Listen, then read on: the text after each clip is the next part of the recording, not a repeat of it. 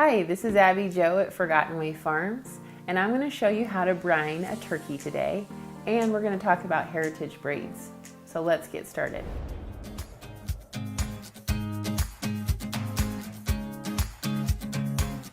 Hello everyone, this is Abby Jo at Forgotten Way Farms.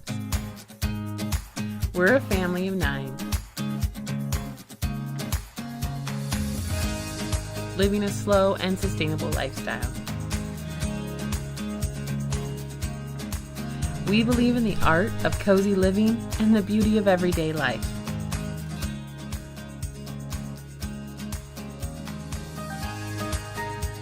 Come join us as we find adventures in simple living.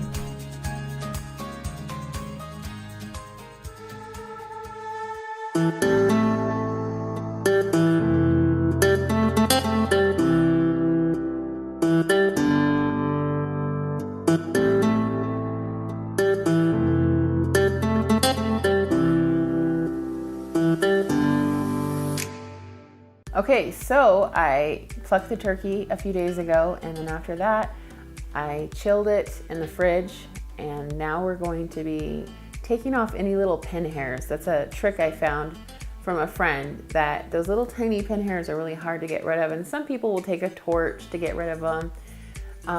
Some people will just pull and pull, but if you actually put the turkey in the fridge for a couple days just to rest, and it helps to tenderize the meat, and you come back the next day and you just, those little pin hairs just come right out because the turkey is rested and you're not pulling on them so hard. So we're gonna be pulling out the last bit of the pin hairs and getting this turkey ready to brine and ready to roast.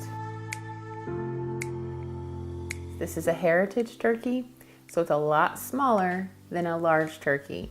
They only average anywhere from like 8 to 12 pounds for a hen, and this is a heritage breed.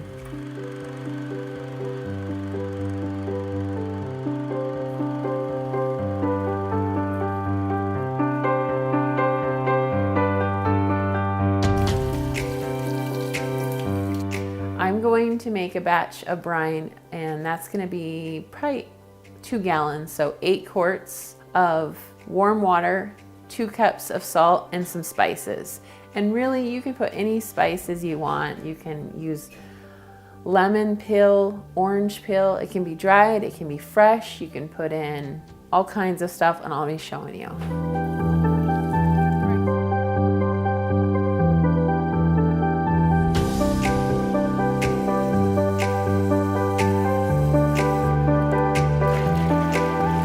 So I'm just going to use hot water to dissolve the salt, and then I'll add cool water to it after that.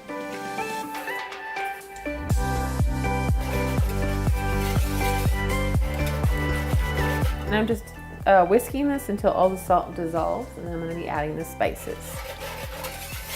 All right, well that looks all dissolved, and now I'm going to add spices. All right, so I'm going to use some juniper berries. And I don't really actually have an exact measurement right now. I just eye it when I'm making a brine, but I will have exact directions for you down in the description below. I'm gonna just throw in some cloves, whole cloves. I love the smell of cloves. And again, I just kind of eye it. Sometimes I use fresh lemon peel, and sometimes I use my, oh, that's nice. Don't worry, got that. And then of course pepper, I love pepper.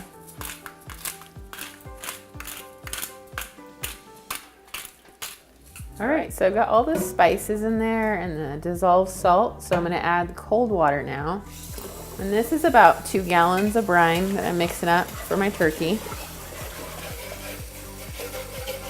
The bigger the turkey, more brine that you're gonna need, and you're gonna need a bigger container to hold it, and a container that you can fit in your fridge. You've got a beautiful brine. So there you go. Plate holding the turkey down. We're just gonna put the lid on. We're gonna stick this in the fridge for a day, and we'll come back, rinse it, and get it ready to roast. All right, so 24 hours later, let's just catch up on everything that we have done the last couple days. So we plucked the turkey, we let it rest in the fridge for a couple of days, got all the little pin feathers out, put it in the brine, left it in the fridge again for 24 hours, and now we're gonna take it out, rinse it, pat it dry, stuff it, and get it roasting for dinner tonight. So some people don't like to stuff their turkey. They like to make it separate. Some people are worried about stuffing the turkey these days, but you know what? I stuff my turkey, and I'm gonna keep stuffing my turkey. So my great grandma stuffed her turkey, my grandma stuffed her turkey.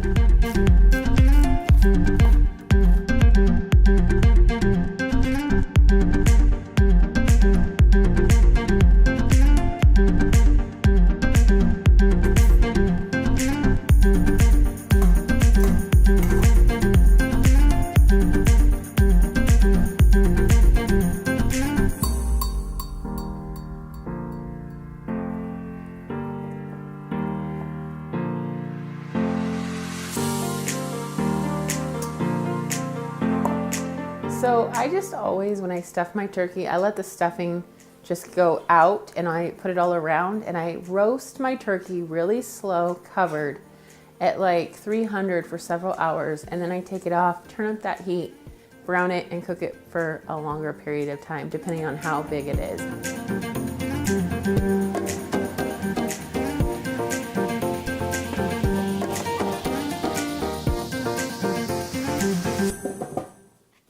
So I wanted to talk to you guys about my old roaster. I love this roaster.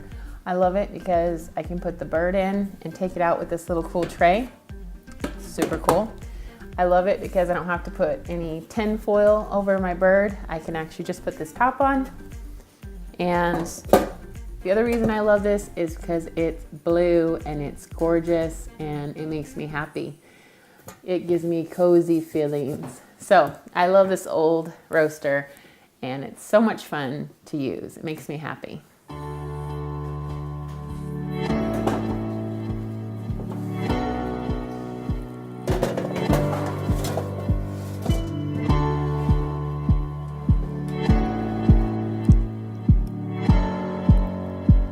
So let's talk heritage breed turkeys. What do I think about them? And just let's get real and talk about the pros and cons of raising a heritage turkey. So I had never actually really looked into different heritage breeds before. I went out to go buy my amazing ducks that I love, and I love ducks. I'm kind of obsessed with ducks. I love watching them, and I love their eggs, and yeah, it's just amazing. But I picked up some turkeys when I was there thinking, why not? Why not try raising some turkeys? So that turkey, I moved in with the ducks, and she was a really great turkey, and she got bigger and bigger, but then she started getting mean. And so I decided, well, I want to see how these turkeys are for raising meat, so let's butcher, and then we'll see like if it's worth the meat ratio versus, you know, raising a larger bird. And yeah, really happy with the heirloom braids. Definitely smaller than I thought they would be. You know, when I got them, they said they butcher a little larger than a chicken, and it's true. They're just a little larger than a chicken, at least the mini breed that I got. And so if you want to like have a bird that's a little bit larger than a chicken, I think that that's a really good call. If you're looking for a really large turkey for your Thanksgiving dinner, I would just raise a large turkey version. I was just experimenting, and I'm pretty happy with that experiment, and it was really fun. If you enjoyed this video, then please subscribe below, leave a comment, tell us why you'd like us to make more of these videos and what you would like to see. We really appreciate it. Thank you so much.